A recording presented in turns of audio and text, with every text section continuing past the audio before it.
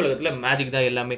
அப்படிப்பட்ட ஒரு உலகத்துல வந்துட்டு துளி கூட மேஜிக் யூஸ் பண்ண முடியாதவர் தான் நம்மளோட மெயின் கேரக்டர் ஆஸ்டா. ஆஸ்டாக்கு என்ன ஆசைன்னா வந்துட்டு, அவன் எப்படியாச்சும் ஒரு மேஜிக் நைட் ஆயிடணும். அதுக்கப்புறம் அந்த மேஜிக் நைட்லயுமே அவன் ரொம்ப ஸ்ட்ராங்குன்னு ப்ரூவ் பண்ணி, அவன் வந்துட்டு விசார்ட் கிங் ஆயிரணும். அதான் வந்து ஆஸ்டாவோட ஆசையே. பட் நீங்க ஒரு மேஜிக் நைட் ஆகறதுக்கு பேசிக் ரிக்வயர்மெண்ட்டே வந்துட்டு உங்களுக்கு மேஜிக் தெரியணும்.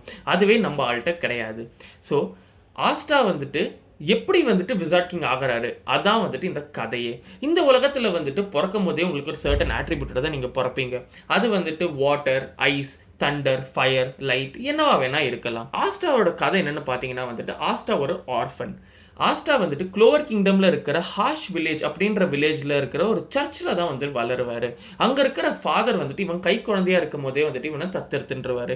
இந்த கை குழந்தைய தத்தெடுத்துக்கும் போது வந்துட்டு அந்த சர்ச்சு முன்னாடி இன்னொரு கை குழந்தையும் இருக்கும். அவர் தான் நம்மளோட செகண்ட் மெயின் கேரக்டர் யூனோ. இந்த 2 பேரும் அந்த சர்ச்சில் தான் வந்துட்டு வளருவாங்க.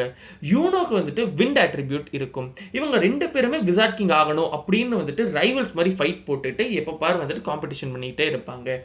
இதுல வந்துட்டு எப்படி வந்துட்டு நம்மளோட மெயின் கேரக்டர் ஆஸ்டா வந்துட்டு மேஜிக் நைட் ஆகுறாரு, எப்படி அந்த இடத்துலேருந்து அவர் விசார்ட் கிங் ஆகுறாரு, அதான் வந்துட்டு என்டையர் ஸ்டோரியே.